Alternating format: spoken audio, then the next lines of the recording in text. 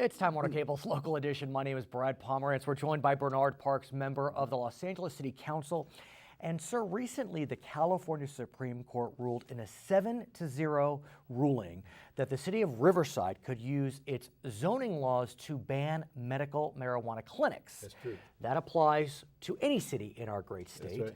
There was some surprise by that ruling, but not by Bernard Parks. No, you know, there's already 200 cities in the state of California that ban the use of marijuana in the clinics. Basically, people contested whether Riverside could use their zoning to ban it. And I think most people thought that would go through because local ordinances on zoning have been held pretty sacred as it relates to local jurisdictions. It's still remarkable, though. I mean, Prop 216, I believe, was the number, which was passed in 1996. Yep.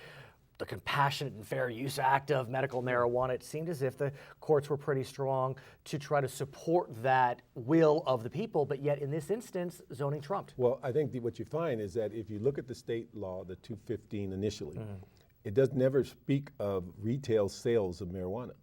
In fact, it clearly states it's not legalizing it.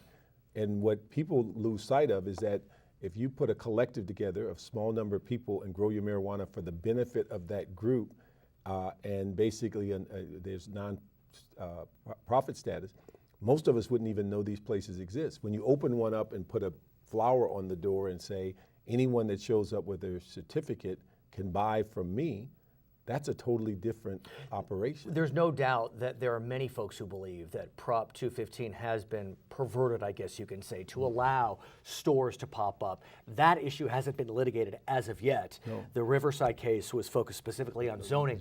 So the question, though, we know that there have been initiatives in Los Angeles focusing on whether there should be clinics within our city limits. That's right.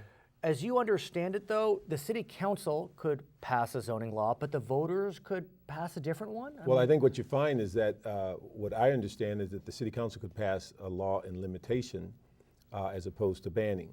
What occurred last time is that initiatives were moved forward to oppose that limitation or that ban, which the city would have had to make arrangements for an election almost immediately.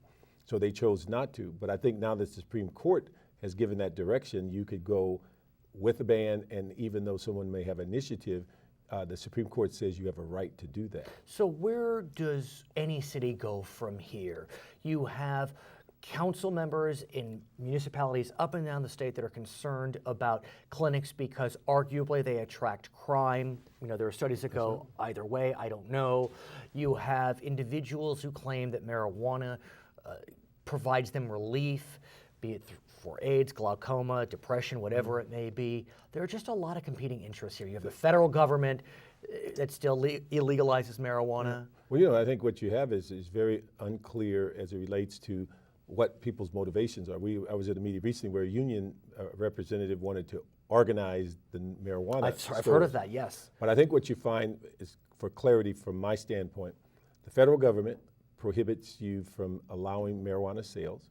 The FDA is the only part of federal government that allows you to declare something medicine and allow it to be sold as medicine. The DEA says that it's a Schedule I drug. It has no medical benefit. In fact, it's on the same schedule as heroin. So I don't think the fact that cities and states have passing laws that they're prohibited from use can trump the federal government. So you believe in the final analysis, the feds need to address this issue? The feds have to do one of two things. They have to start a study to show that it has a medical benefit.